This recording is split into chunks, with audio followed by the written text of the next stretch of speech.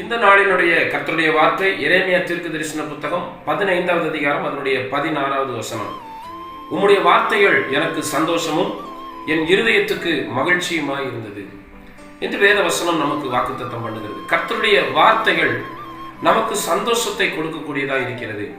கர்த்தருடைய வார்த்தைகள் நம்முடைய இருதயத்திற்கு மகிழ்ச்சியாய் இருக்கக்கூடியதாக இருக்கிறது. மகிழ்ச்சியுமாய் அதுதான் இருக்கிறது என்று வேதம் சொல்கிறது. இந்த உலகத்திலே வாழ்கிற நாம் சந்தோஷமாய் வாழ வேண்டும். நம்முடைய வாழ்க்கையிலே சந்தோஷத்திற்கு குறைவு இருக்கக்கூடாது. சந்தோஷமாய் வாழ வேண்டும். அதே நேரத்தில் இருதயத்தில் மகிழ்ச்சி இருக்க வேண்டும்.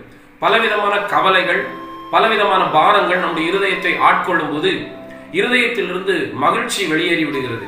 எனவே இருதயம் மகிழ்ச்சி அடைய வேண்டுமானால், நம்முடைய வாழ்க்கையில் சந்தோஷம் இருக்க வேண்டுமானால் கர்த்தருடைய வார்த்தைகளால் மட்டுமே முடியும். எனவே கர்த்தருடைய வார்த்தைக்கு முக்கியத்துவம் கொடுப்போம்.